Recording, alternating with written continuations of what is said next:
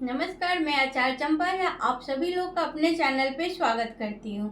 आज मैं बात करने वाली हूँ घर प्राप्ति के योग के बारे में, यानी कि खुद का मकान कब होगा, खुद का घर कब बनेगा।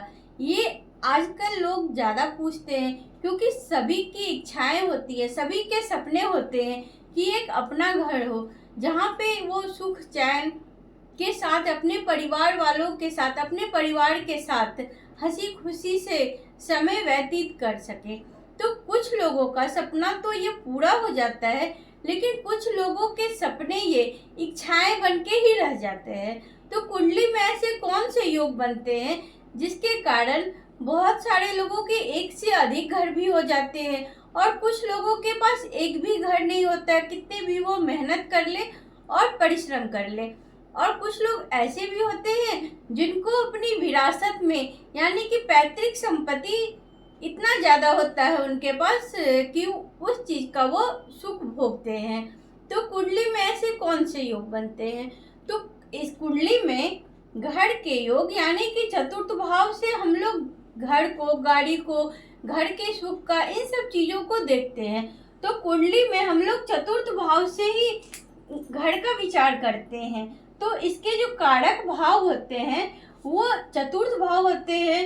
लग्न होता है, लग्न मतलब हम खुद हुए, तो खुद ही तो उस घर में रहेंगे ना। तो इसीलिए लग्न, चतुर्थ भाव, सप्तम भाव यानी कि पार्टनर, दसम भाव कर्म, नवम भाव भाग्य और पंचम भाव हमारे संतान। तो लग्न हो गए, पति पत्नी हो गया, घर हो गया, भाग्य हो गया और कर्म हो गया और संतान हो गया। तो यही तो होता है ना एक घर में लोग परिवार के साथ। अभी मैं बताया कि कुछ लोगों को अपने भाग्य से, यानी कि उनको पैतृक संपत्ति मिल जाता है।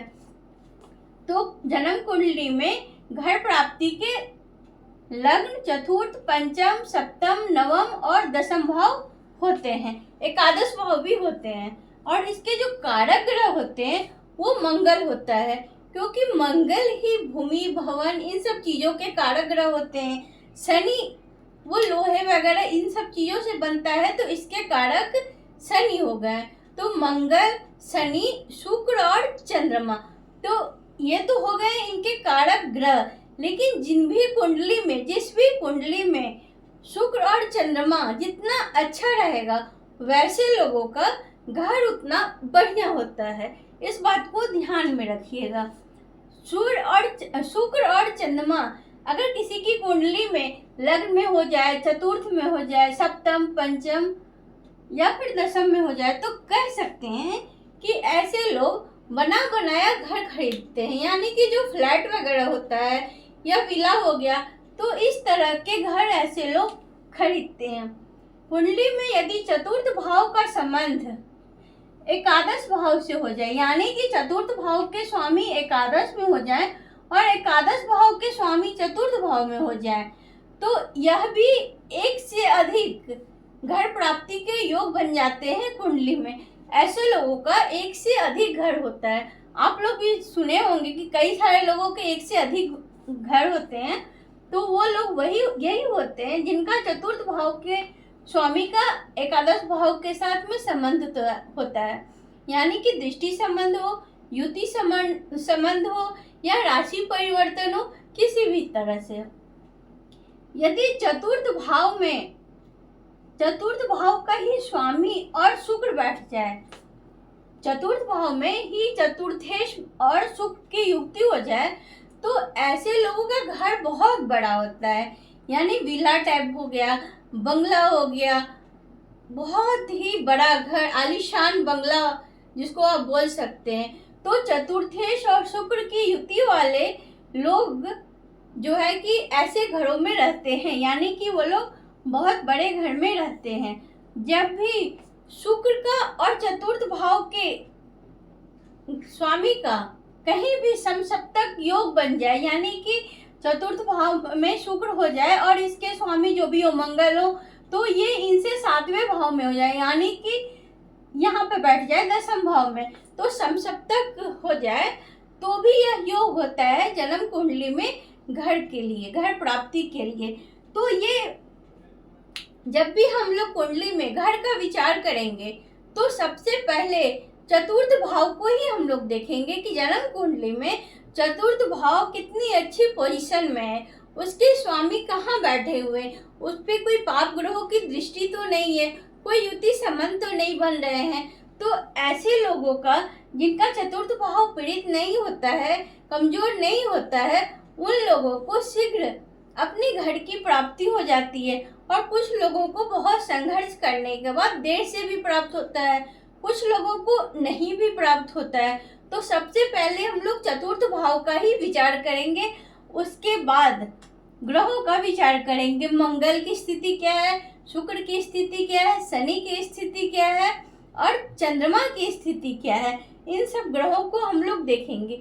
अब ये तो हो गई कि कुंडली में योग बना, घर प्राप्ति के भावों और ग्रहों के संबंध से योग तो बन गया, लेकिन ये घर मिलेगा कब, यानी कि इन्हें अपने मकान का, इन्हें अपने घर का सुख प्राप्त कब होगा।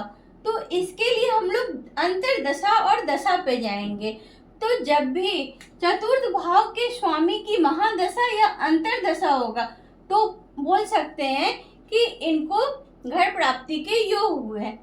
या नौवेश की महादशा में चतुर्थेश का अंतर्दशा हो, या लग्नेश की महादशा में चतुर्थेश का अंतर्दशा हो, दशमेश की महादशा में चतुर्थेश का अंतर्दशा हो, एकादश भाव के स्वामी के महादशा में चतुर्थ भाव के स्वामी यानी कि चतुर्थेश का अंतर्दशा हो, या पंचमेश की महादशा में चतुर्थेश का अंतर्दशा हो, यानी कि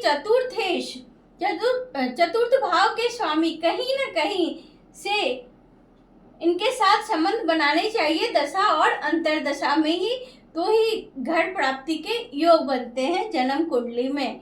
तो आप लोग अपने कुंडली में चेक करिए कि सबसे पहले कि आपकी कुंडली में घर प्राप्ति के योग हैं या नहीं हैं।